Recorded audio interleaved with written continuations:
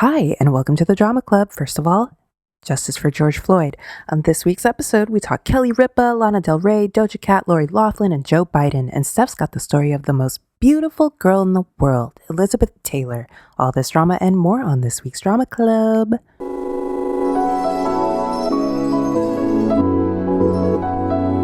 What up, fam? It's good, y'all. Feels good, right? Yeah, I know it do. And without further ado, we broadcasting live from CA to M. I remember that your mom one time was like you went upstairs or something and you were like, Stephanie's here. And she was like, I know. I can hear her. So I'm always like, oh, I don't want to be that loud.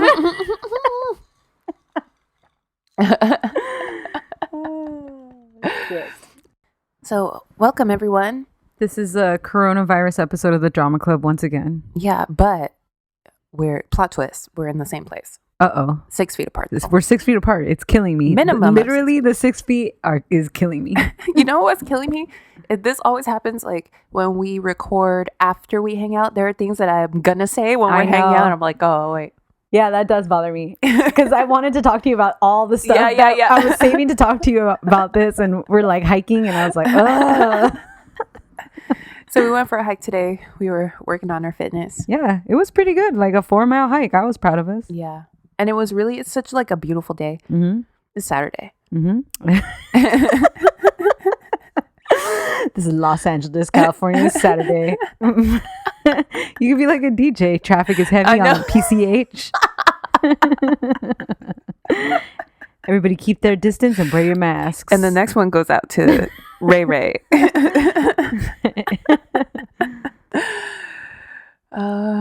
What's up, guys? Welcome. Lots of stuff happening this week. Yeah. So I wanted to tell you this little thing because Kelly Ripa just announced that like she's been having interviews and stuff. Because she's one of those, she's out there. Yeah. So this week she was like talking about the quarantine and like she's been discussing the quarantine with her kids and everything with the media. And then this week she was like, yeah, also we're in the Caribbean. What? How did she get out there? Oh, she got jets. Like they were there and then like everything started going down and they just decided to stay out there. What? So for the last like 2.5 months, she's been in the Caribbean with Mark Consuelo. Talk about, that is a good looking man. That is a sexy couple. Aging like a fine wine. What do their kids look like? I don't know. They probably look regular. I'm sure they look great though. No, I bet they look regular. Really? Yeah, I'm assuming. He's fine. Yeah, he wasn't the dad in this show I just watched on Netflix, Never Have I Ever. Oh, yeah. I kind of Not the dad, but a dad. That show has fantastic reviews, but I kind of don't want to watch it. Oh, really? Yeah, I mean, and I love Mindy. Mm-hmm. It's just it's for children, right? Yeah, it's for like teenagers. Yeah, it's cute. You should watch it. But see, last time I got burned because I tried to watch 13 Reasons Why. Oh, that was not come on. And I did watch the whole season, and it was somewhat captivating. Mm-hmm. But at the end, I was like, this was for children. Yeah, like I don't need to keep going. Right. If you could get through that, you will definitely like Never Have I Ever. Okay. Yeah. She's really funny, the main girl. Well, you got to watch Pen 15. Oh, yeah. I want to watch that. It's for adults. Oh, interesting. That's why you're like, Mateo watches it? I was like, yeah. How many seasons are there? 1. Okay. Yeah. And I think they're like half an hour. And it's girls that are our age playing the like 13-year-old versions of themselves. Oh, that's hilarious. Yeah. And God, I would not want to be myself at 13 again. And everybody else is like the actual age, the correct age. And it's like goes, I mean, you remember it's like. Yeah, I was horrible back then. Yeah, that was the only thing that happened with them. But it was just like out of nowhere. Like she'd been talking about the damn quarantine. She just like happened to omit the fact that she's in the Caribbean. I know she was in the news for like maybe it's been a while, over a month ago, because she was struggling with like her kids. Yeah, right. She was like, I'm not speaking to some of them. Yeah, and like she like somebody refused a hug or some shit. I don't know. You know how parents are. Yeah. Especially like white parents. Yeah, Mark was like, let it go. Let them not hug us. He played there was this show that I watched like a couple of episodes on. and it was him and Mark Paul Gosselaar. Shout out Zach Morris. Zach Morris, that's my number one bae right there. And it was like him and Guy Fieri. My bad. And it was about this. It was on Fox, which I should have known because it was a show on fucking Fox. But it was about. I was just curious about the premise. It was about the first girl to pitch in the major leagues. Oh, cool. I think it was called Pitch. Okay. Anyway, it was kind of like the girl was the pitcher, and then Zach Morris was the catcher. Ooh. And he was playing a baseball player, so he was looking good. Ooh. And then Mark Consuelos was like either the owner or some shit of the team, so he was like in suits. Mark Consuelos was Sammy Sosa. Papi, a big papi. No, Sammy Sosa would have to be played by a white man now. Oh, true. Now, yeah. Or a pink man. What? Because he looks like Pepto Bismol. As played by this salmon. Sammy Sosa as played by this bottle of Pepto Bismol.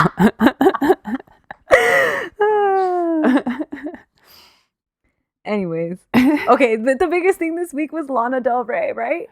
Yeah. Ooh, okay, hold on. Let me read it. Yeah, you got to get into it. I clicked on the Dorit Buca de Beppo. Yeah. How about that? Dorit from Real Housewives of Beverly Hills rented out the fucking dining room of a Buca de Beppo. That's how poor Dorit and PK really are, guys. Is Buca de Beppo a what's it called? A chain or a franchise? A franchise? I don't think it's a franchise, but it is a chain. Oh, I know it's a chain, but so that guy just happens to own a grip of them, one of her friends? Or all of them. Oh, okay. Yeah. And so he rented out the dining room to her? He was like, you can do whatever you want with this dining room. So she turned it into like what she imagines like the Napoli Tuscan coast in Italy to look like. She had hella lemon trees and stripes in there. What's that famous Italian restaurant in Vegas? Olive Garden. No. That's the one in my heart. For sure. In Vegas? In Vegas, there's this old school one where like all the guys used to go, like the Rat Pack used to go to after their shows and shit. Oh, what is the one that we ate at that one time? Carbone. Oh yeah, no, that's a nice one. I'm talking about like a family ass one, but they got an old Italian dude with like a what is this called?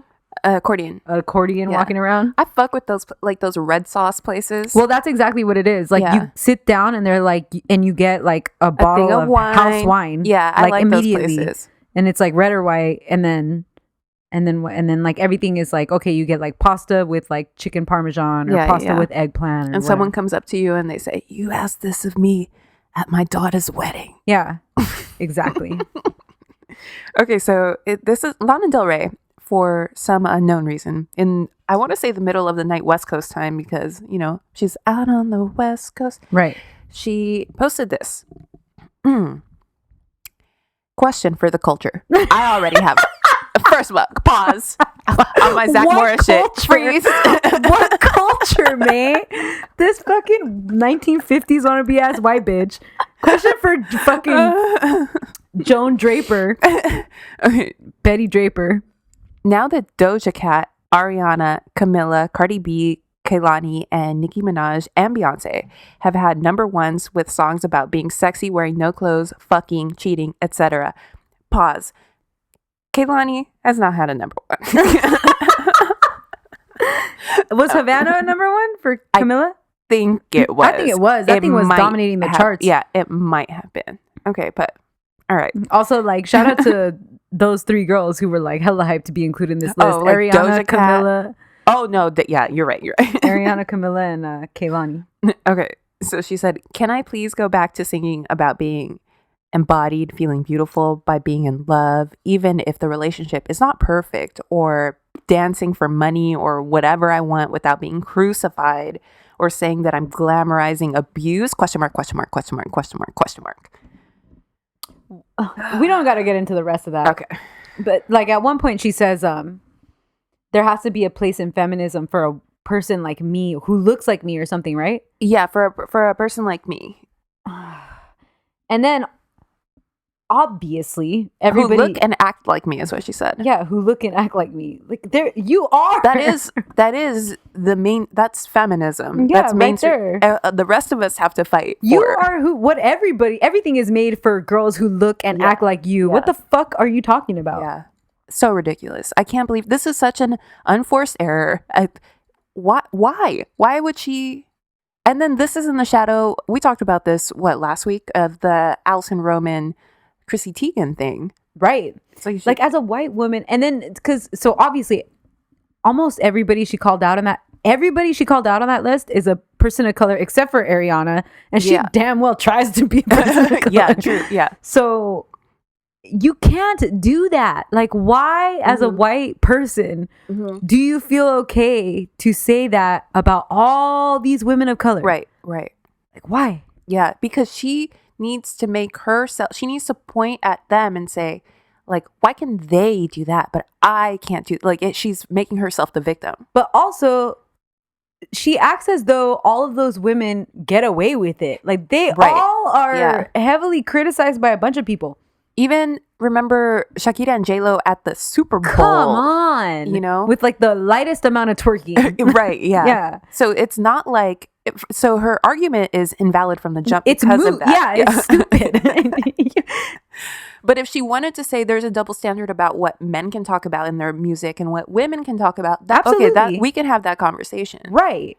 But what she chose to say instead, which has no merit whatsoever, just shows like the fucking tunnel vision that she has. Yeah. And that's exactly why it is about race. Right. Because you're so wrong about everything else that obviously you're not a person that's taking that into consideration. And she doesn't see it. She's so privileged. You know, she's the good person who would say like, oh, I don't see color. I don't. Yes. Fucking colorblind ass shit. Don't even get me started on that shit.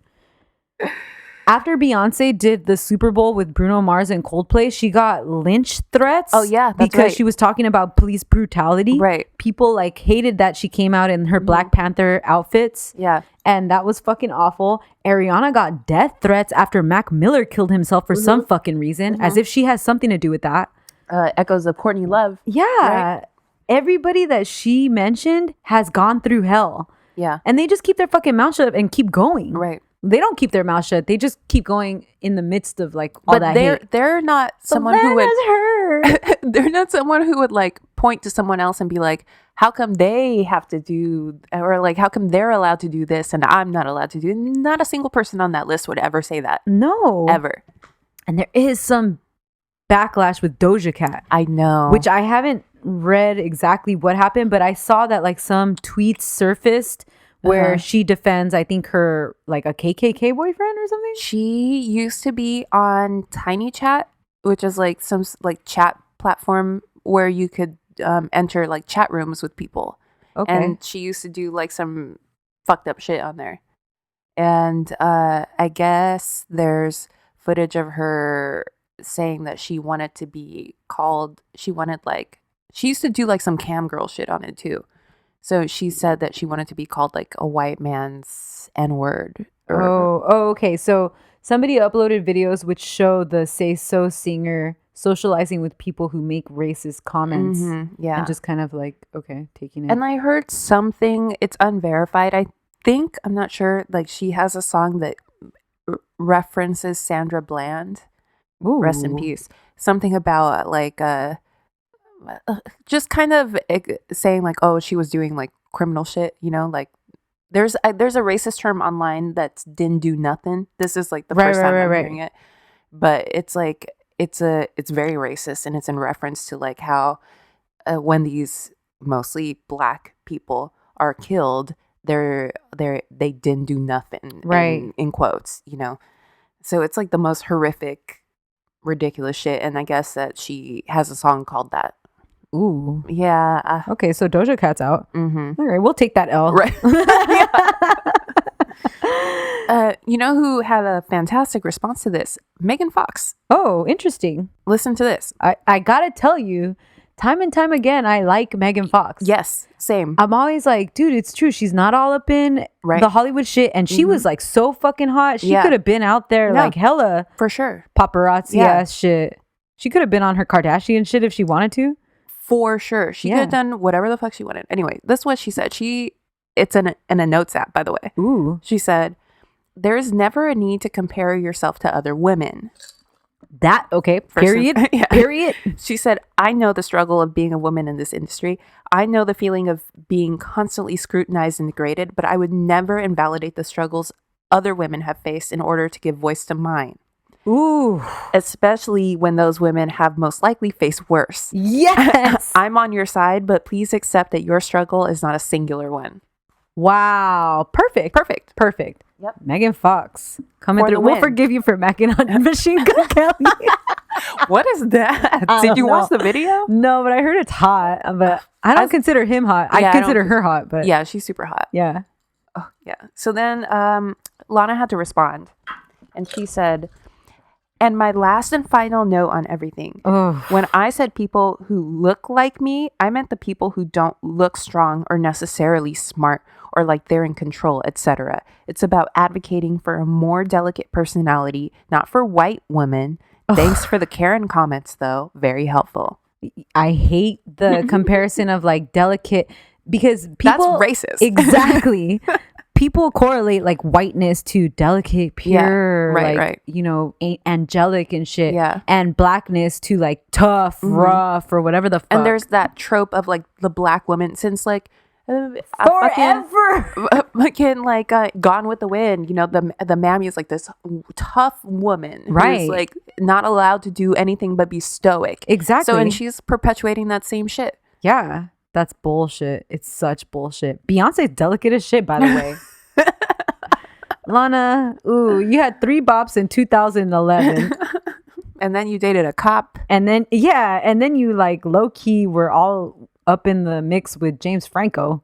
Oh yeah, that's right. Yeah, so I don't know. I don't think we need you. Goodbye. Let me tell you something. When she came out, I've been saying this since the day she came out. Since the first time I saw her. I want to like her so bad because there's something about like that aesthetic and that vibe that I like, I enjoy, but never really. Oh, I do like her first album a lot. I mean, I like it too, but like it's not. Oh, it, yeah, it but you're never not like really, super into it. No, right. me It either, never yeah. really reaches the heights where I feel like this is Like she's not on heavy rotation. like if someone created an artist for me to like, it would have all the pieces of Lana Del Rey, but for some reason it doesn't. It's like what I was saying about Mrs. America. Yeah. Like, why is this not my favorite show? Why is she not my favorite artist? Right, something's amiss. Yeah. And clearly here it is. There it is. Yeah. She don't like you. She don't like us. Whatever, Lana. You're so dumb. Why did you feel the need to say this? Yeah. What? Like, do you not have friends? Like that also, it's like so many levels, right? Because then you know that like she showed this to people before she posted it. Yeah. She's a public person. Right. Mm-hmm. She doesn't just like out of the whim post some shit on Twitter like us, you know, Right, like right, us right. regulars. She had to have shown it to people and they were like, yes, Yeah, Lana, right. you know? So Right. like, who are you surrounding yourself with? Like, bitch, you are so Yeah. on another fucking planet. Yeah. Speak on this, Lana. Yeah. What the fuck are you talking it's about? Just so fucking weird. Yeah. I really don't see that in general. Like what Megan Fox says, why is it that when you need to make a point, you need to point at other people, And the wrong people. the wrong people? Yeah. It's ridiculous. Point at your fucking boyfriend, that cop, that white cop. They broke up. Oh, my bad. Yeah. So when that came out, that was real funny because I guess his daughter didn't find out that they were dating until she saw pictures of them together. And she was like, well, that's my dad. What a flex. Oh, all right. Lori Loughlin Oh my god. and Massimo pleaded guilty. They finally entered a plea deal. We've been telling you guys, giving you unofficial legal advice on this podcast for free. If she would have done this months ago, they would have released her. They would have been over. This would have been hella over. Oh man. God. And then especially with the coronavirus, like they Yeah. would have just been like, oh, whatever, just get out. They released Tekashi 6ix9ine. Yeah. Like, Seriously. This is so. What a She just idiot. dragged this shit on for So no fucking reason. but I hear that the judge is still considering whether or not, He can accept it. I yeah, saw that because it is kind of a light sentence. it is. It's 2 like months. 2 months, and she could serve weekends, right? Yeah. Yeah. So white collar criminals can check in on Friday, check Right. out on Sunday. Yeah. So 2 months like that, $150,000 fine, And he got 5 months, I think. Yeah. I think that's his deal. community service, I think, something Yeah. like that. Ooh, Hope it was worth it. I hope. Could you imagine the pressure that daughter must feel? Well, she dropped out. Oh, I mean, so you better for fucking do nothing. something, Yeah. Olivia Jade or whatever the fuck your name is. Yeah. Because like what your parents are going through. for Right. that. Could you imagine that? My mom would throw that shit in my face every day. Oh, for sure. Yeah. I would never be able to live that down. I went to jail for you. Yeah. Yeah. Oh, God. Ooh. We just got some weed delivered. We ain't smoked that shit, though. No, not yet. Oh, Joe Biden. Oh, Joe He dropped her phone. Biden. Joe Biden went on the Breakfast Club. Stop doing this, you guys. Yeah, don't go on those Don't- types of Yeah. like you can't handle it. Obama could do stuff like that, and he was very particular about the stuff he did. Like he did Between Two Ferns. Yeah. You know, right, like right. you can't go on the Breakfast Club. You're gonna jump into the shade room. You're a presidential candidate. Well, it's pandering.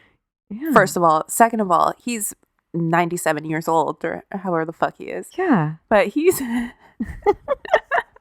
he said if you don't vote for him, you ain't black. He said that to Charlemagne the God. I mean, okay, is it a gaffe? Sure, but I feel like it would have been funny if it was like Anybody else. Yeah, anybody else. But this decrepit ass white man saying some shit like that. I know. Yeah. No. Like if it would have been Obama, I feel like we would have been dying. Like that would have been so funny. Yeah, or like some, I don't know. It's just not him. Like literally anyone. Well, maybe not. I was gonna say if it would have been Elizabeth Warren, but no, she's too white. yeah. What about Yang? Maybe. Maybe.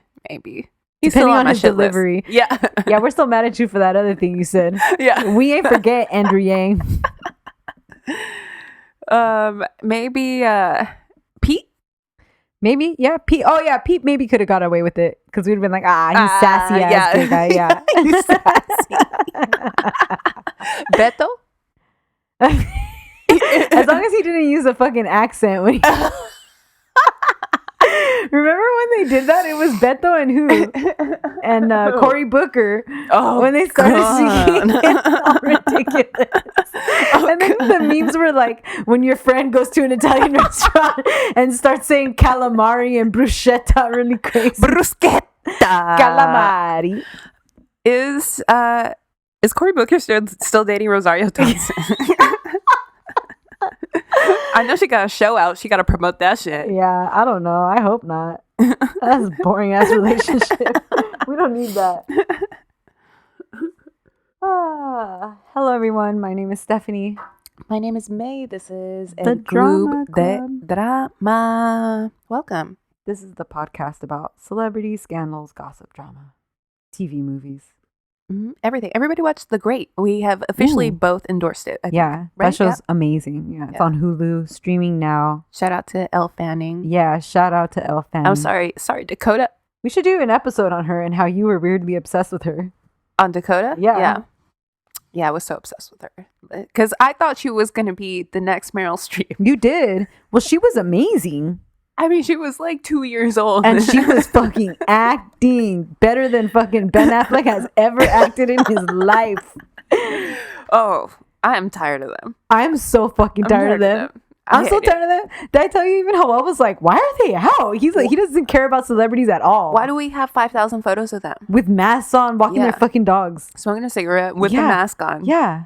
Anna, Ridiculous. what's your problem? Did you see his t-shirt that said Se acabó el drama? Oh my gosh. Yeah, I saw you tweet it. That's so wild.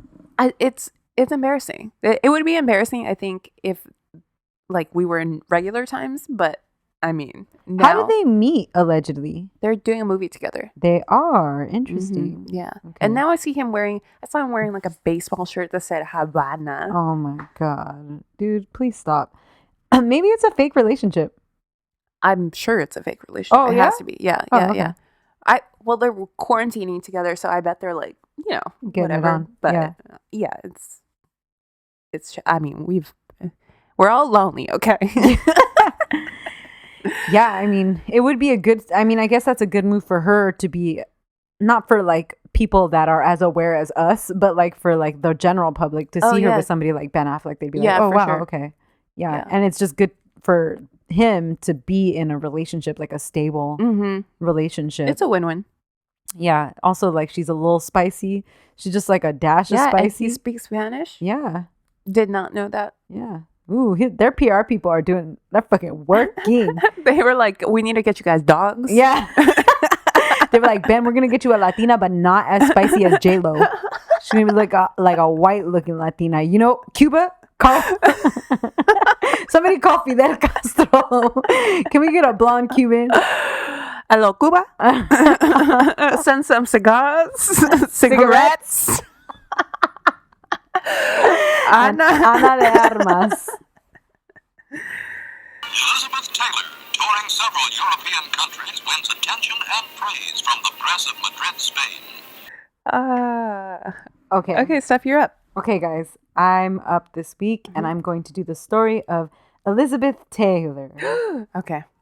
For this, I consulted ElizabethTaylor.com. Oh. Which is an amazing website, by the way. Okay. I watched the 2-part docuseries Liz, the Elizabeth Taylor story, which is some 90s like Lifetime, like, oh, dope. if you're into like those old 90s Lifetime shit like me, then I would say watch it. It's on YouTube?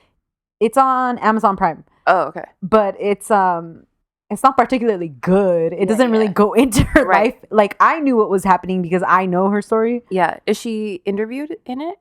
No. It's a docu, like a retelling. Like, okay. There's actors. Dope. Okay. Yeah.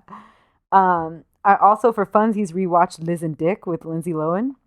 I'm so bored. And I read The Guardian's obituary to Elizabeth Taylor, which actually really laid down the foundation for me. So shout out to that. Since we're all quarantined, I thought of a fun game we could play a few different ways. Okay. Is it a drinking game? Should we pour more gin? It is. Okay. So if you're trying to be fit, every time Elizabeth gets married, do 10 squats. Oh. If you're trying to milk the episode in a few listens, every time she gets married, take a break and come back later. And if you're like me and May and you're trying to be drunk every time she gets married, go ahead and take a drink. Elizabeth Taylor, Todd, Fisher, Burton, Fortensky. Hilton. Oh, where's the Hilton? I can't believe I forgot. One. How could I forget? For checkout code 10% at all your Hilton hotels, just say, shout out Elizabeth Taylor. Okay. So Elizabeth was born in North London in Hampstead to American parents. So she has dual citizenship. Dope. Her mom, Sarah, was a former stage actor, and her father, Francis, was an art dealer. Her mother pushed Elizabeth to the stage pretty much since the time she could walk. Mm-hmm. The family moved to Hollywood in 1939 amidst fear of the impending war in Europe, and her father ended up opening an art gallery where the paintings received hella praise, almost as much as the beauty of his violet-eyed daughter. Oh.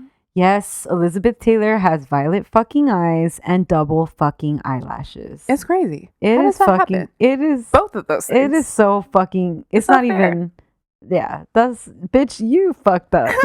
Girl, fuck you. All I want to say about that is pretty much Elizabeth Taylor's the most beautiful woman in the world. Yeah. So the family moved to Pasadena, and Sarah set up meetings with every film producer in Hollywood for her young daughter as soon as they settled in. You gotta do something with those fucking violet ass eyes. If your daughter's getting attention like that, hell yeah. Yeah. Cha-ching. Yeah. Francis's art gallery had Hollywood clientele, so that helped move everything along for them. Oh. At the age of 10, she made her screen debut in There's One Born Every Minute at Universal, where she ended up signing a 1-year contract. But it wasn't until the next year, 1943, when MGM truly launched her career by casting her in Lassie Come Home. This started her decades-long relationship with MGM, where she made most of her films. Yeah. Her first contract was 3 months, and then she signed on for the standard 7 years, and then pretty much every 7 years she was signing on for like another fucking 7.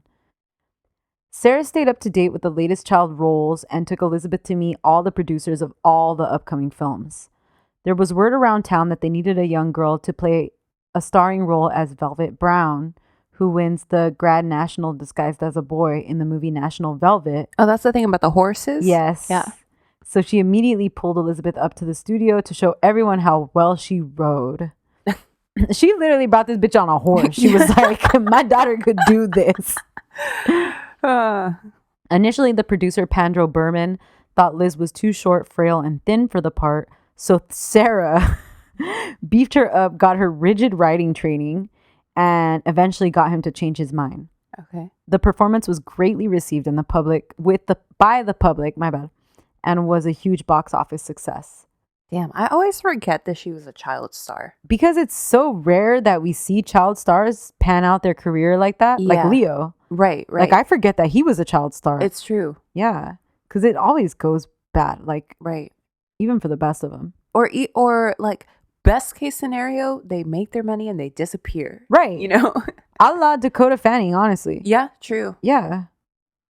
Or the Olsen twins, Mm-hmm. who I stan. Those bitches are fucking...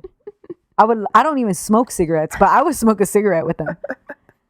Okay, so meanwhile, she's going to the Hollywood school and struggling to focus on that because obviously her mind is elsewhere. Mm-hmm. MGM is controlling most aspects of her life, making her get braces, have teeth pulled, dye her hair, lose weight, gain weight. At one point, they wanted her to change her name to Virginia when she got in her preteens. Virginia Taylor? Yeah. That's generic. Both of her parents refused. Yeah. Thank God.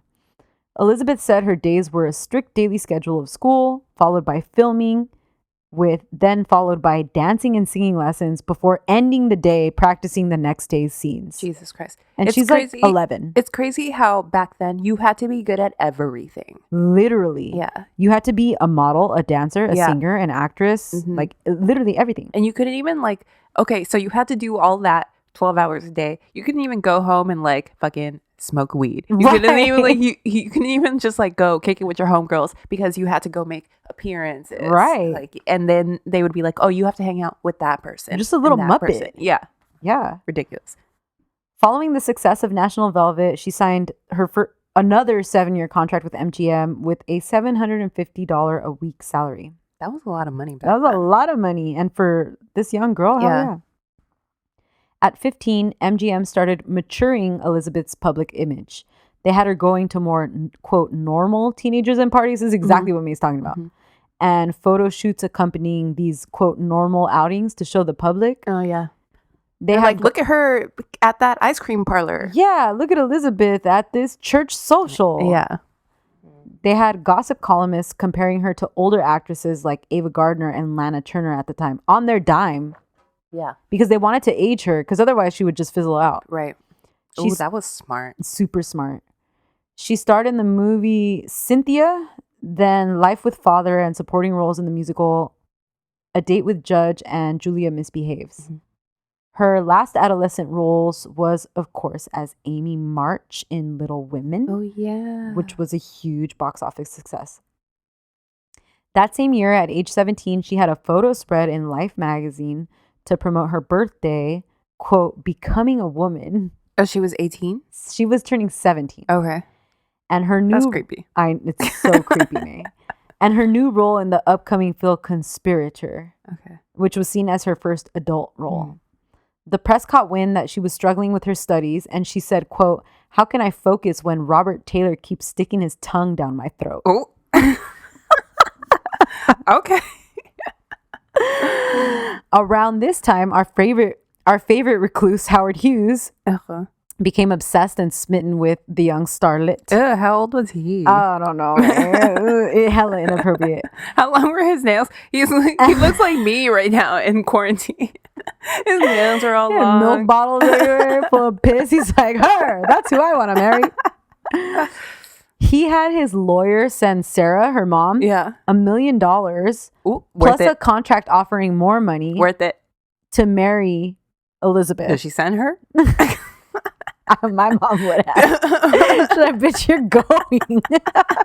I went to jail for you. You gotta marry this old man. Something old or the piss bottle, something new. The rubies. So they borrowed his nails.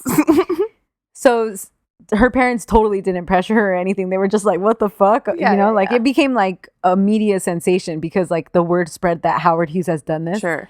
And she was like, whatever, no, like she laughed about it. And at the time, she had just met a 23-year-old hotel chain heir by the name of Connie Hilton at a party at the Church of Good Shepherd in Beverly Hills. A party? Yes, quote party. And those two quickly became involved and then engaged. Interesting. In May 1950, she and Connie Hilton wed in a highly publicized ceremony, and then her film, The Big Hangover, released the same month. Oh. Their wedding was organized and paid for by MGM. There you go. And they used it as part of the publicity for her next film, Vincent Minnelli's comedy, Father of the Bride. Yeah. And that was a fucking bop. It was the fucking boppitiest bop of all time. Am I saying his name right? Vincent Minnelli, right? Yeah. Okay. Yeah. Fucking, that's crazy. I don't know if it's Vicente. Isn't that fucking crazy? Her whole life is fake. Yeah. Oh, God. And then, Connie Hilton was like, hell yeah. milking that shit too. He was like, oh, yeah. That's exactly what he wanted. Yeah. Yeah. And his parents, I'm sure they were like, hell yeah, right. marry Yeah, Elizabeth Taylor. Sure. So Father of the Bride was fucking gigantic. Mm-hmm. It was followed by a super successful sequel, Father's Little Dividend, 10 months later. Yeah. Which also fucking crazy to me how they were pumping out movie after movie back in the day. It's true. Because you have this person on contract. So it's like, okay, get if you to want work. to do, if you want to do 7 movies, like we're going to do 7 fucking movies. Yeah, like the day Father of the Bride came out and it was a success, they had her in the fucking studio reading for the sequel. Yeah. Yeah, it's crazy. So I like Father of the Bride, these movies with Spencer Tracy, but I also like the new ones with Diane Keaton and Steve Martin. Yes. Yeah, those are so sweet and cute. I love the Steve Martin movies. Yes. That's what I was going to say. That's why I know it. Like, it's so huge, right? Yeah. I always think of like when I see a house like that, oh, there's the Father of the Bride house. Yeah, me too. Yeah. Because so like, yeah, love it. Okay, so Connie and Elizabeth were pictured in the media as like living out this fairy tale romance because they were both young, super rich, and super attractive. Yeah, it made sense. I mean, for sure. Like cookie cutter, like on paper, shit looks good. But Till Death Do Us Part turned out to be 8 months total. All right. She said that as soon as they got married, she realized, holy shit, she'd made a huge mistake. He was an abusive drunk, and they had basically nothing in common. Yeah. They just had like a super whirlwind romance, and she was caught up in like the idea of him. Right. I mean, I get it. Me the too. Money, the power. And remember, she's like 19. Yeah. And you're like, oh, a Hilton. Yeah, for sure. How glamorous. Right. She testified at their divorce proceedings that he basically ignored her during their entire European honeymoon, drank heavily, and abused her verbally in public. Ugh. You can't even keep it together for your fucking honeymoon. Can you believe that? Yeah. Her next film, George Stevens' A Place in the Sun, a fucking bop, was critically acclaimed, including her performance for the first time since she was a kid, basically. Yeah. So it was like her first adult role where they were like, oh shit, she could act. Elizabeth said this was the first film she had ever done where she was actually called on to act. Yeah. Rather than just be like a young girl, like herself, basically. Right. Montgomery Clift famously said, quote, Elizabeth is the only woman I have ever met who turns me on. Oh my God. Do you have anything else on Montgomery Clift? I wrote down he deserves an episode. Yeah. Or at least a mini. Yeah. Because so just between him and Elizabeth, they became super duper close. Yeah. And Clift was in a near fatal car accident where she was like the first person on scene to like fucking get him help and everything. And so she stood by his side. I don't want to get into him too much, but like throughout his life and they were always great friends after this role. Yeah. She seems like the best friend. An amazing friend. Yeah. She does seem like just, obviously she has her faults, but to me, like Elizabeth seems like a really great person. Like she wants to help if she can. For sure. And she wants to be there for people and she sees the good in people, I think. Yeah. So I really do applaud her for that and love her for that. Like, I think that if you were friends with her, she would do anything for you, drop everything for you. And it's just like, it's. But then you turn around and you think of Debbie. Yeah, I know. Like, how could you do that? Like, I don't know. Like, she's so complicated, you know? Okay, so around this time, Elizabeth started up an affair with director Stanley Donen. MGM sent her to England to play the role of Rebecca in Ivanhoe as a means of breaking up that affair because they were like, this is going to be bad press, girl. Okay. Because he was married. Yeah. But Lizzie was still hot and young, so no big deal. While she was out there, she met British actor Michael Wilding. Oh, yeah. Did you mention him in your list? I think I did, okay, yeah. I don't remember now. Yeah. I forget. There's so many. So Michael was 20 years older than Liz. Liz said that at the time in the beginning, she found their age gap appealing as he was just like, he was more put together. He was calmer. He was really secure in who he was. And she was looking for that kind of security in a relationship following the disaster with Connie. Oh, yeah. Yeah, sure. So they got down, he proposed, and they were married in 1952 at the London Registry Office. So total low-key wedding. Yeah. Total stark contrast And from... that's exactly what you would do if MGM produced your first wedding. Right. They had 2 sons, Michael and Christopher, in 1953 and 1955. By 1956, her marriage was pretty much on the rocks, and she was only 24 years old, and she was one of the most sought-after actresses in Hollywood. This was all cemented when she was cast in the massive movie George Stevens' Giant, alongside Rock Hudson and James Dean.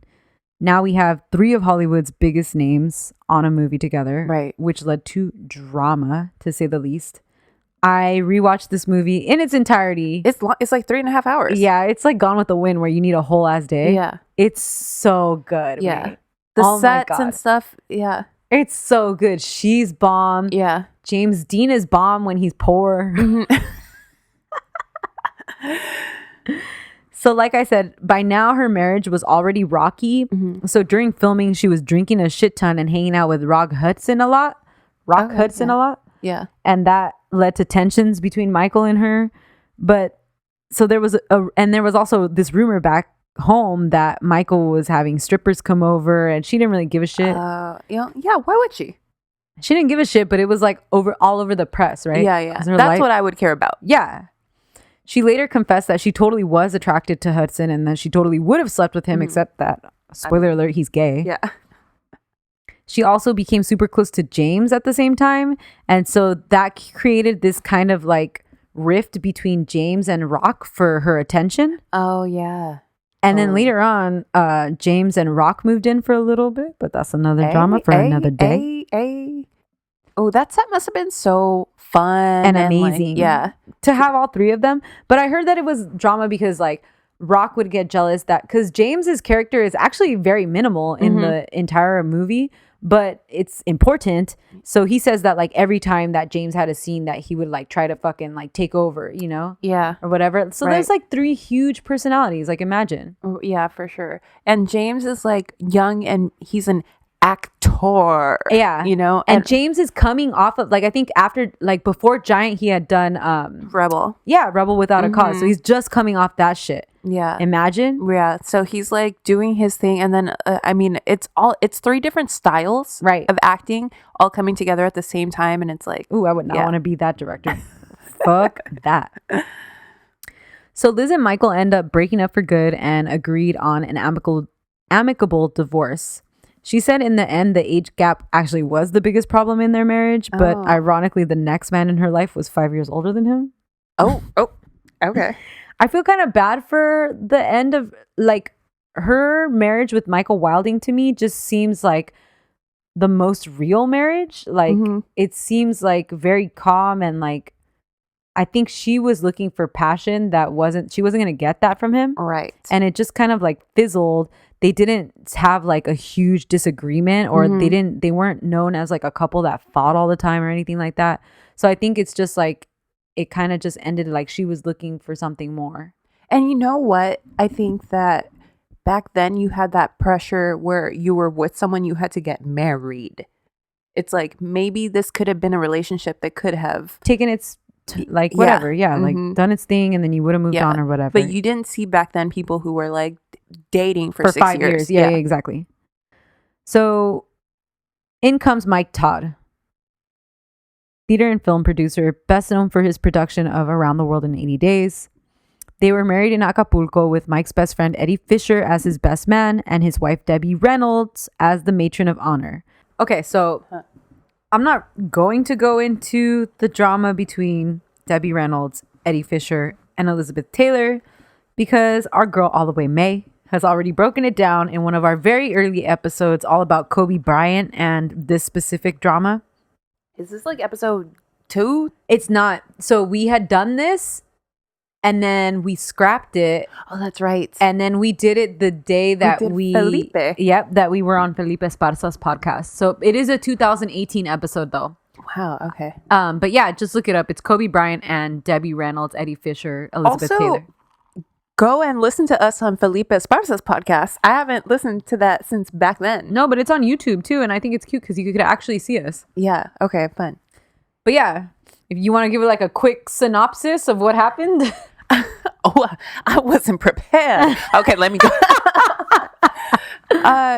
So Elizabeth, like you said, Mike Todd and Eddie Fisher were best friends. Eddie Fisher was the best man at the wedding, witnessed by Cantinflas. Yeah, right? because it was his place in Acapulco, right? Yeah. That's because Mike Todd produced Around the World in 80 Days. So those four together as a couple, Debbie Reynolds, Liz, Mike, and Eddie, were homies. Like inseparable. I don't think we have an equivalent now of like Two couple famous friends. couples like that? No. Yeah. Because you would think, let's say like a Ben Affleck, Matt Damon, like they're super close. So But you would they see like never were, huh? No, that's never. true. I wonder what that's about. We just don't see couples that are close like that anymore. Yeah. Anyway. So after 7 months of marriage, Mike's private plane crashed R.I.P. in a storm near Albuquerque, and he died immediately. Ooh. Elizabeth allegedly screamed so loud upon hearing the crash that neighbors down the street heard, and they had to drug her from taking her own life. Oh, God. Because she was set to be on that plane, but she had the flu. That's right. Yeah. So she was like, I'm not going to go with you. I'm not going to go with you. Yeah. So she went into seclusion following his death, but then gradually came out and finished filming Cat on a Hot Tin Roof, where she gave one of her best performances as Absolutely. this sexually frustrated Maggie. Yeah. Maggie the cat. That's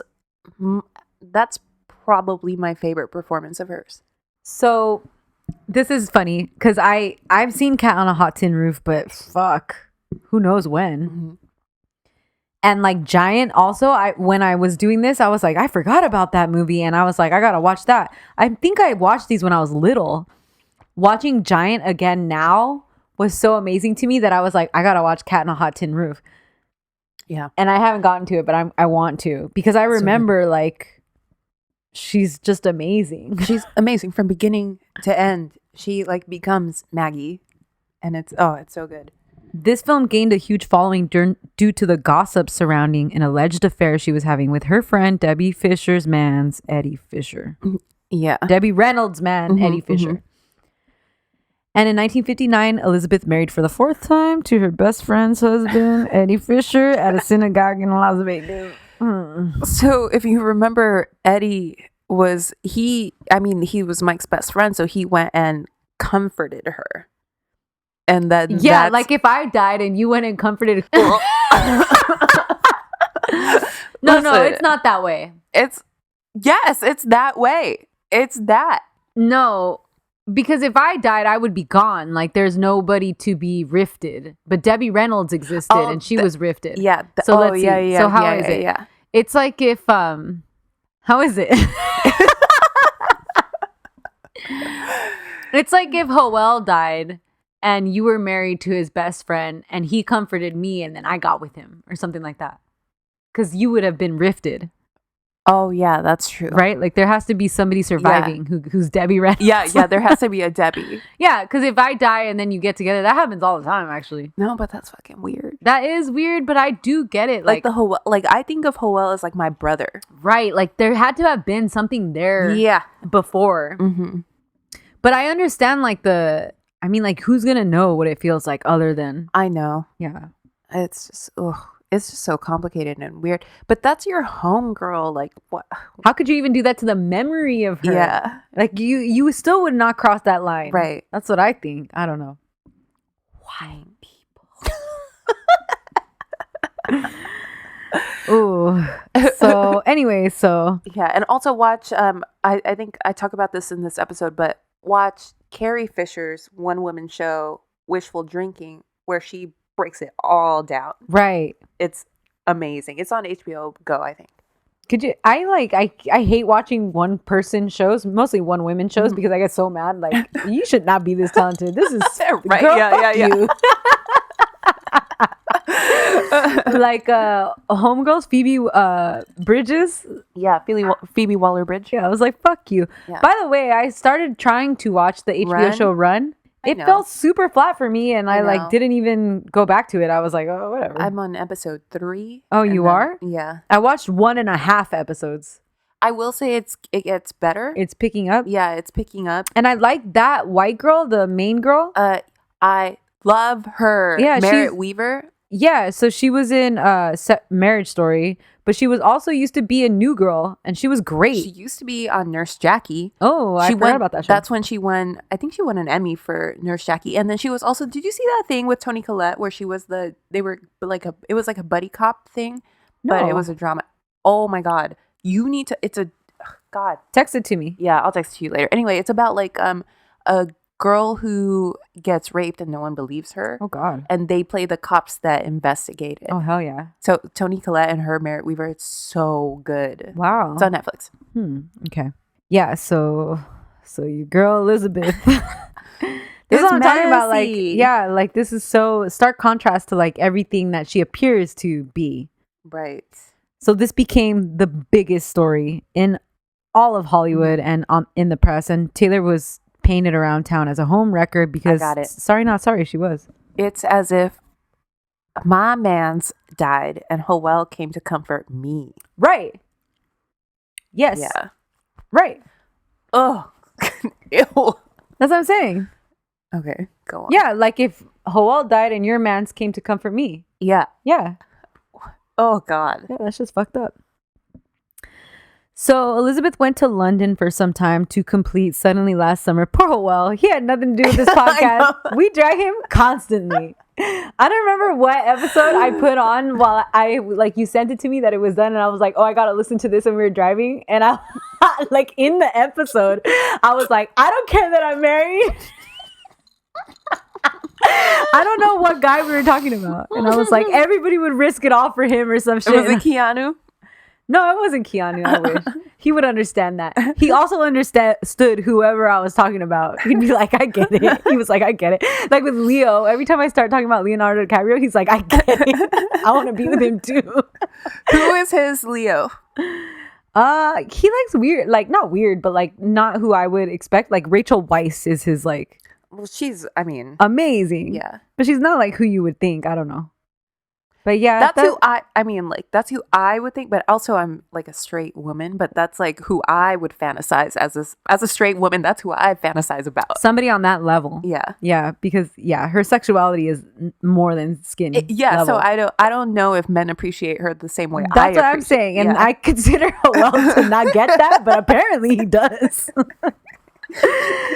Sorry. So she went to London for some time to complete Suddenly Last Summer, when producer Walter Wanger offered her the title role in Cleopatra. Yeah. She had just finished her latest MGM contract, so to do the role for Fox, jokingly, she said she'd have to do it for $1 million against 10% of the gross profits. Girl. Fox agreed. She said it as a fucking joke, okay? Yeah, Like she was laughing. Because that shit was ridiculous. Yes. This made her the highest paid performer for a single film in the history of Hollywood. Okay, so also they shot the film in Todd AO, which was a widescreen format that she had inherited the rights from Mike Todd. What? Yeah, isn't that interesting? That's crazy. I know. Filming started at Pinewood Studios, and Elizabeth first came down with a cold, then a fever. Yeah. Then she had an infected tooth.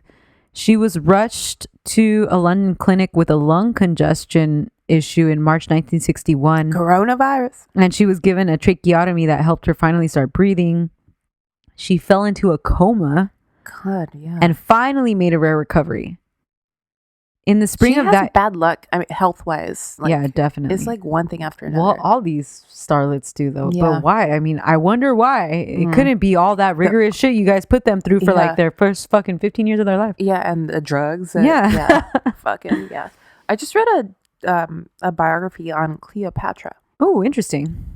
Because I always hear like I think of Cleopatra as Elizabeth Taylor, and I feel like something tells me that's wrong, but actually, it's probably right. Cleopatra was like Macedonian and Greek, so it's like she probably did look more like Elizabeth Taylor than what we consider like Egyptian. Yeah. Yeah, for sure. In the spring of that year, she won her first Oscar for her portrayal of a high-class sex worker in Butterfield 8. Ooh. Almost overnight, she seemed to have gained back the love of the public after her fallout from the breakup of the Reynolds-Fisher marriage. Oh, that's true. People didn't fuck with that. Yeah, they were real mad at her. So back to Cleopatra. The project was just a complete disaster at first. So then they picked up again and they were like, we're going to move filming to Rome. And now we're casting Richard Burton as Mark Antony. Ooh. So shit had already been a nightmare for this fucking movie, but then shit really hit the fan by scandal when news broke that Elizabeth was allegedly having an affair with Richard Burton while still married to Eddie Fisher. Oh, Eddie. Eddie, you played yourself. Eddie's an idiot. Yeah. Burton was also married, but that didn't stop him from meeting up with Elizabeth in her villa in the evenings. I mean, honestly, how can you resist Elizabeth Taylor? That's what I'm talking about. Yeah, same. That's like if Hoa was like, yeah, I knocked on Elizabeth Taylor. I'd be like, yeah, good. I would have too. I mean, okay, so Eddie was around, by the way, and Elizabeth was so fucking over that fool. Allegedly once, like, he was starting to play the piano at a party and everything, and she was like, Eddie, shut up. Well, he's a rebound. Yeah.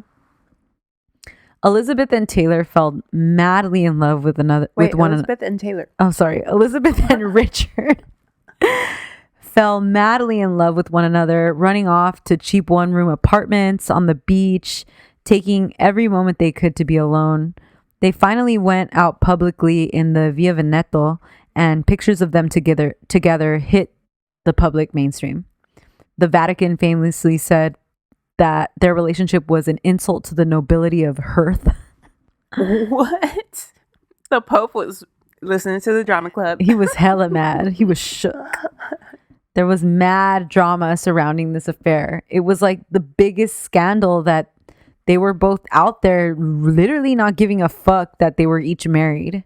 They must have been so in love. They must have had the best sex. It must have been something like incredible for them to like do this to themselves, especially Elizabeth, because she had already gone through the dirt just to be with Eddie. Yeah. And now it's like, you're going to do this to yourself again and on another level for this other dude. And they were at this crazy location. Yeah. And work was hard because that movie was like a fucking disaster. Yeah. Filming on Cleopatra finally ended in 1962 with the film costing $62 million to produce. Back then? In that time. Making it the most expensive film at the time.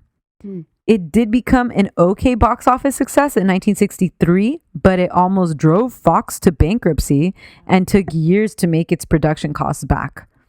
The film itself had mixed reviews critically, and audiences were super disappointed because people thought Taylor and Burton were going to be really hot and heavy on the screen together, but it was kind of whatever. Like the whole thing was, it's whatever. Don't watch that. I just watched the last like half hour of it. Oh, you did? Yeah, like a few weeks ago. Every time I start seeing it, like sometimes it'll be on like TNT or whatever. I'm like, this is so whack. Yeah, it's not great. But now that I read that biography of Cleopatra, I feel like you give it another shot now. No, I think that it's like there's so much we don't know about her, because Cleopatra has been like, it's like Pocahontas. Like she's been dragged down to like a folk's tale. Like people could tell her story in like 3 lines, you know, when there's so much more to that character, which they do to women. So the movie was so bad, Fox even tried suing them for damages, Richard and Elizabeth. What? Yeah, because they said that they damaged the film's commercial prospects with their behavior. By fucking? Yeah. After it was all said and done, nothing came of the suit, but Elizabeth said that this was probably the lowest point in her career. Yeah. So Richard and Elizabeth are continuing their public affair while Eddie Fisher and Sybil Burton were dragging on the divorces for what ended up being 2 years. Sybil finally gave in, famously claiming cruelty and that her husband was, quote, in the constant company of another woman. And then Eddie soon followed. Richard and Elizabeth were then married in March 1964 by a Unitarian minister at the Ritz-Carlton in Montreal. What marriage is this? Oh, Hilton, Wilding, Todd, Eddie, 5. Okay. She wore a pale yellow gown and had her hair in this amazing braid with an emerald and diamond brooch that Richard had given her in Rome. Just look at pictures of this fucking wedding. It's amazing. Now that the affair scandal was over, Elizabeth thought the public would stop being so fascinated by them, but it was actually the opposite. Bitch, you thought. Yeah. They became the world's most famous couple, and they were almost more famous for the sake of being famous rather than their acting roles, which was the first time people had seen this kind of phenomenon. Yeah. They made a whack film together, The Sandpiper, in 1965, which didn't help things. And they ended up making 3 films together to not so good reviews early on. And things weren't really looking good for them as actors. But they were in Who's Afraid of Virginia Woolf? Oh, that's coming. Okay.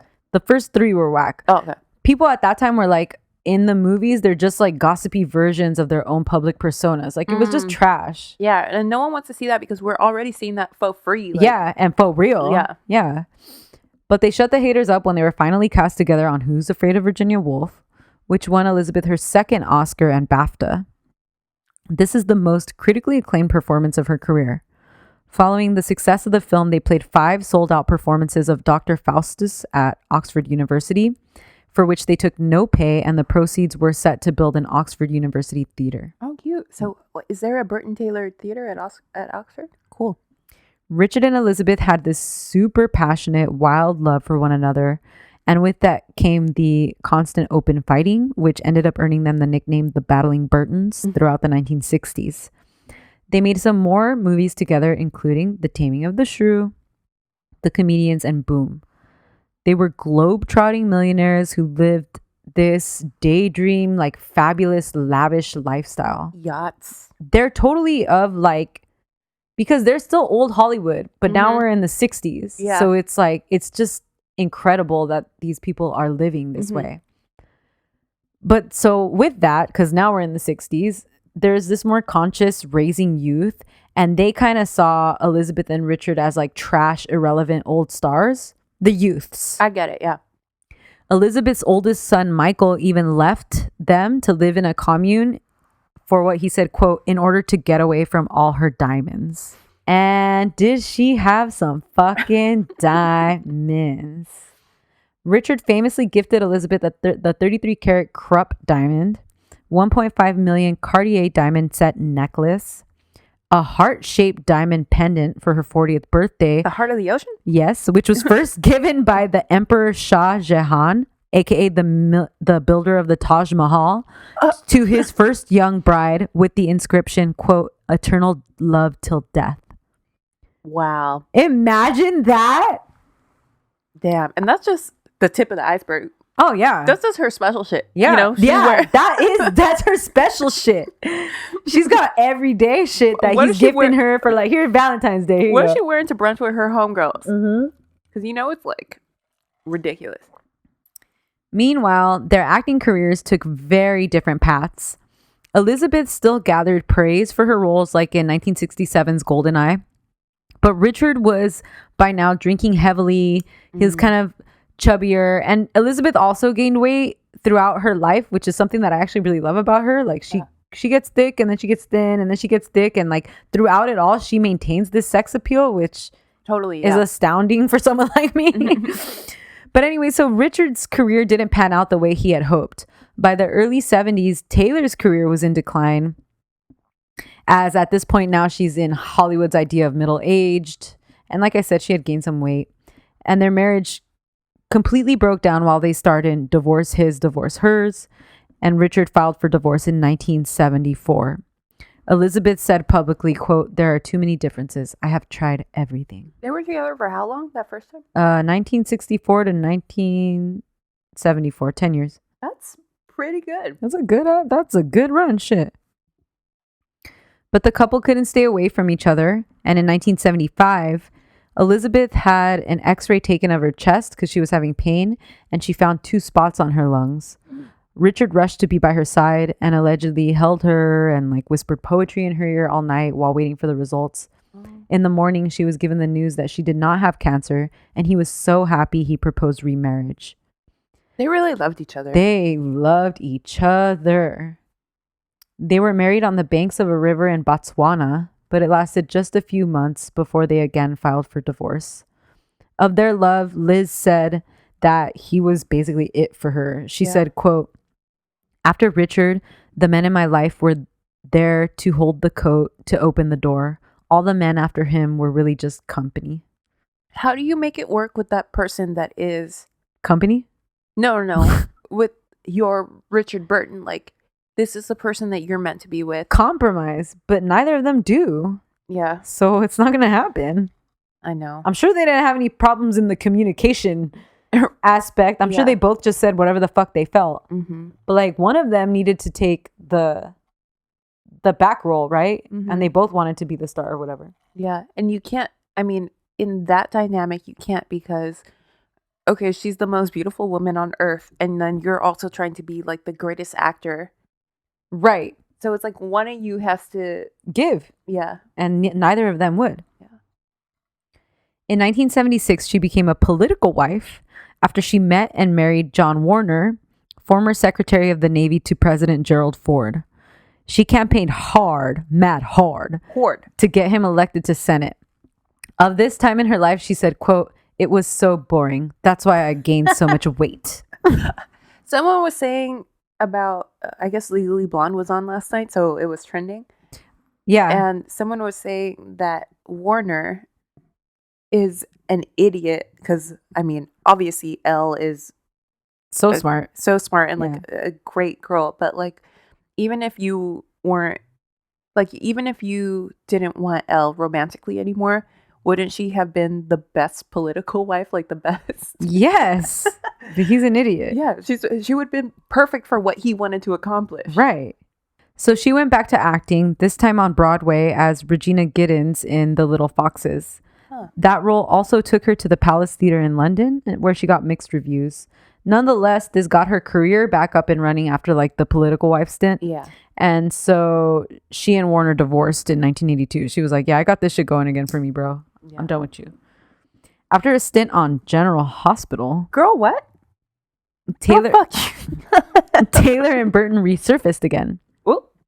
They starred together in Noel Coward's Private Lives in New York at a fee of $7,000 a week each. Richard then unfortunately passed away in 1984. Elizabeth didn't attend his funeral because she said she didn't want it to become a media circus. He was also married at the time of his death, and I didn't get into it, but his wife was like really adamant about Elizabeth kind of keeping her distance. Obviously, I mean, I see like that. When Sonny Bono died. Right. It became, I mean, Cher showed up, but like. It became about her. Yeah. Yeah. And like Richard's wife even like bought all the, like something like all the gravestones around him because she didn't want Liz to be buried by him. Yeah. It was like a whole fucking thing.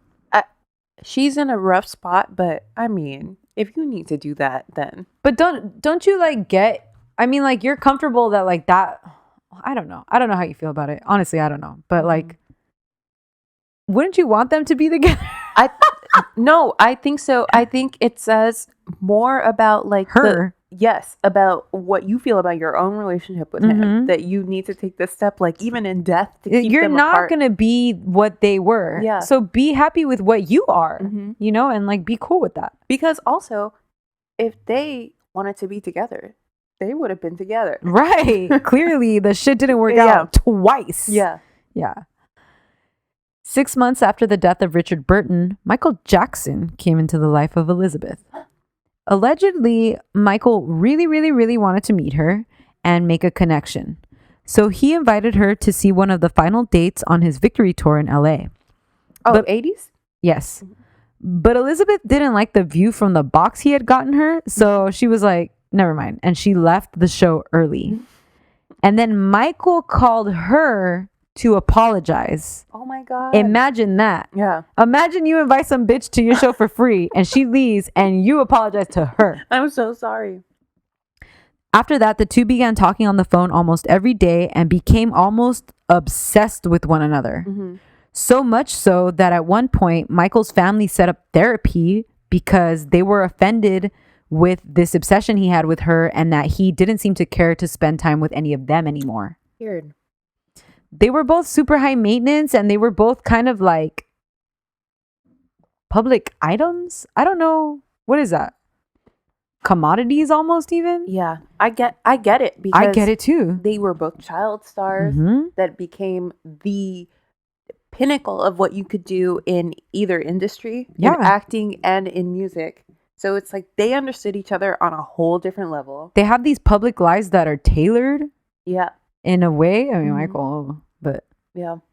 Michael loved being at Elizabeth's beck and call and made sure that she was super comfortable anytime he was around. And she fucking loved that kind of attention. Yeah. He literally courted her. He gave her extravagant diamond gifts, including a 17-karat diamond ring, ruby encrusted watches, diamond bracelets. The list goes on. I think about that for Michael too. Like, he's a man that could treat a woman that way. But for him, it's like, what woman would be worthy of that? Yeah. Like, because every girl that he meets, you know, she likes him for like who he is, not really like who he is. Yeah, you know what I mean? Yeah, for sure. So like that must be so freeing to like finally be able to do that to somebody. Yeah. And also another thing, it's like, it's not sexual. And I think that it must feel a relief to be able to court a woman like that and know that it's not sexual. Right, because obviously he had problems there. Yeah.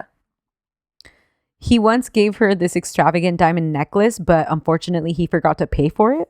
Oh. And so Elizabeth had to give it back. And she was allegedly really pissed off after that. And they didn't talk for a little bit.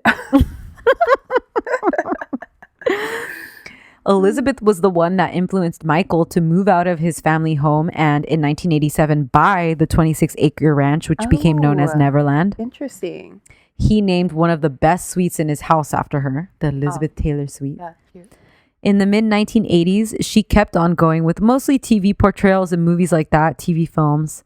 In 1985, she received the Cecil B. DeMille Award and the Chaplin Award of the Film Society of Lincoln Center.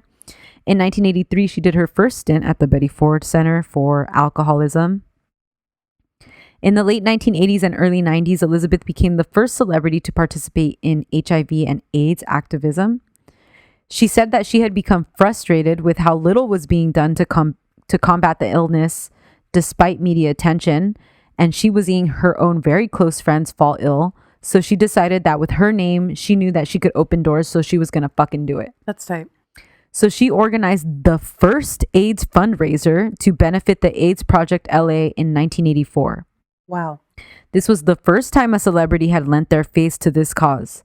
Then, along with Dr. Michael Gottlieb, she founded the National AIDS Research Foundation after her friend Rock Hudson publicly announced that he was dying of the disease, also seemingly confirming his sexual orientation for the first time in his life publicly. She's a hero, dude. This foundation merged with Dr. Krim's AIDS Foundation to form AMFAR. Oh, Jesus. Or the American Foundation for AIDS fucking Research. And That's not what the F stands for. No. I threw that in for the culture. And Elizabeth was instrumental in expanding AMFAR's operations internationally. This is like fucking insane. It's insane guys. Because the president hadn't even said the word AIDS. Yes, and she created AMFAR. Yeah. Crazy. In 1986, Elizabeth testified before the Senate and the House for the Ryan White Care Act, which improves the availability for the care and access of treatment for low-income, uninsured people affected by HIV and AIDS. Wow. Famously named after young Ryan White, who famously contracted AIDS through a tainted blood transfusion.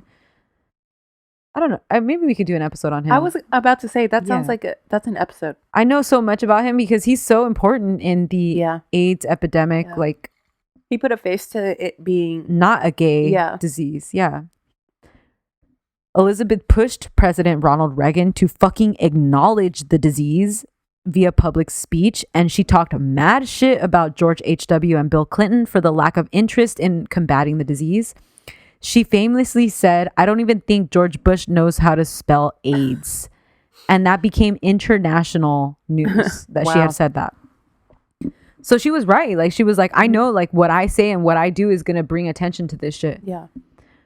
Okay, but hold up, because AMFAR's focus is on research funding, and Elizabeth was like, you know what, that's not enough. So she also founded the Elizabeth Taylor AIDS Foundation in 1991 to raise awareness and provide support services for people with HIV/AIDS, for which she covered overhead costs herself. That's what you fucking do. Like, if you become an Elizabeth Taylor, how dare you not do this? I know. How dare you clap at 8:00 for fucking nurse and doctors? Yes. Like, find whatever it is that you care about. Yeah. And do it. Just go out there and do it. You have the pull. Yeah. You have the money. You'll be fine. I promise. Right. You might have to shop at Food for Less. I'm just kidding. You'll never have to shop at Food for Less. Nobody wants to shop at Food for Less. That shit's crazy. Shout out to Food for Less. I'm just fucking with y'all. P.S. Her estate continues to fund ETAF's work and donates 25% of royalties from the use of Elizabeth's image and likeness directly to the foundation. Wow. That So was in her will. every time you buy a bottle of white diamonds? Yep. She's their biggest fundraiser even after death. I mean, That's the queen. amazing. That's like, you can only wish to do, We'll to continue for fucking Eddie. I mean, Debbie did. So, Right, so we got to. She also founded the Elizabeth Taylor Medical Center to offer free HIV and AIDS testing, and the Elizabeth Taylor Endowment Fund for UCLA clinical AIDS research in Los Angeles. wow. In 2015, her business partner Kelly Ireland also claimed that Elizabeth ran an illegal underground network that distributed medications to Americans suffering from HIV/AIDS in the 1980s when the FDA had not yet approved them. I just got chills. Oh my God. This is a rumor, and it has been challenged by a lot of people, including her former publicist and AMFAR's VP, but I hope that it's true. I mean, how many people would know if she was doing that? How many people would know about it? She's on some You know what I mean? white diamond buyers club shit. Yeah. Where is that movie?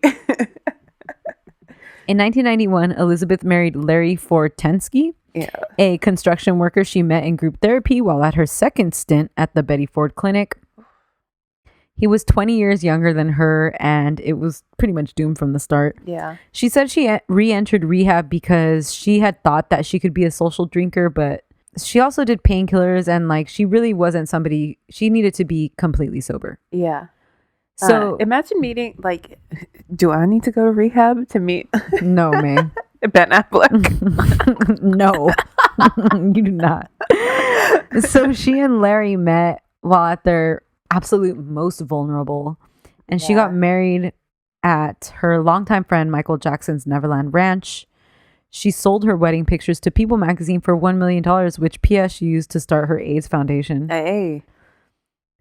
But just 5 years later, she was single again. That's not bad. It's not bad. And actually, her and Larry remained really close friends for the rest of her life. Mm-hmm. She said that he was always by her side whenever she felt ill or needed anything. Like, he would always come to her. She had brain surgery later on, and he was by her side like throughout the whole time. They should have been friends. Yeah, they didn't need to be together. Yeah. In her will, she left him $825,000. Oh. And they had been divorced for over 15 years at that point. Wow. Yeah. In 1997, Taylor's health again hit the headlines when she had an operation for a brain tumor, like I said, and she had to shave off all of her hair. She survived because of, quote, her will to live and her millions of fans willing for her to do so, according to her close friend, Michael Jackson.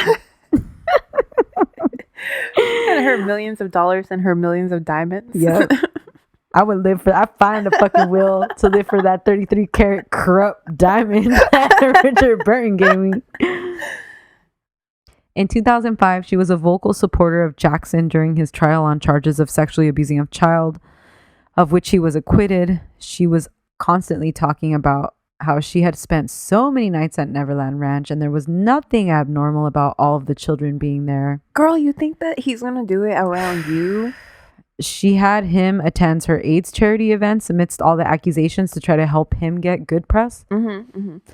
And after his sudden death in 2009, she said, quote, "My life feels so empty. I don't think anyone knew how much we loved each other." Oh my God. Oh, I forgot that she outlives him. Yeah. And actually, like, friends and everybody says that she was really hurt and really grieved Michael's death hard. Because it would have been over 30 years of friendship at that point.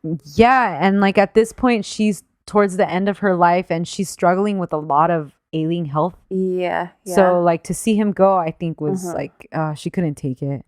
She had chronic back pain. She had a couple of bouts of pneumonia. She had that brain tumor. Yeah. She was also treated for skin cancer in 2002 and began using a wheelchair full time in 2004. She was diagnosed with congestive heart failure in 2004 as well. And she ended up passing away of the illness on March 23rd, 2011 at Cedars-Sinai in Los Angeles. She was buried the very next day at the Forest Lawn Memorial Park in Glendale, allegedly so she could be very close to her best friend Michael, who was also buried there. At her request, the ceremony famously began 15 minutes behind schedule as she wanted to be late for her own funeral. So R.I.P. Elizabeth Taylor, one of the last classic film stars, a style icon, a gay icon, a dame, and the most beautiful girl in the world. Hey, good job, Steph. Thank you. Oh my God. I know, what a life, right? It's crazy. It's so crazy. It's crazy to think of an icon like that. Yeah. They don't exist. They don't exist. Yeah. And I feel like the icons that do exist like that, they are usually frozen in time. Like it's in a moment, like when we did, like when you did Kurt. Right. It's like a moment that we think about these people. And right. It's And so then they're rare. gone and it's like. Yeah.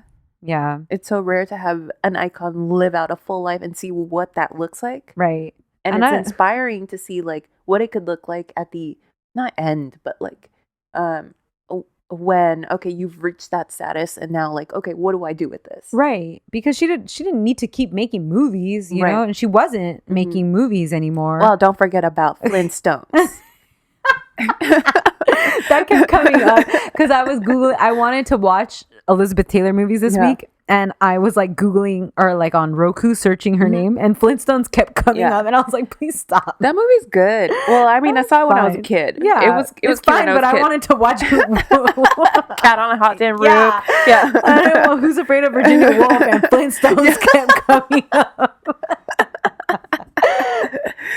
Remember the B-52s were in it? Yes. Yeah. Oh God. All right, guys. That was this week's episode. Hit us up on Instagram and Twitter at Drama Club Pod, on the website dramaclubpod.com. On the hotline, 505-539-0556, at our P.O. Box number 27433, LACA 90027. Leave us a review wherever you listen to podcasts. Please. And we'll talk to you on Thursday with a brand new Afternoon Delight episode. Bye. Bye. However, whatever with your helmet.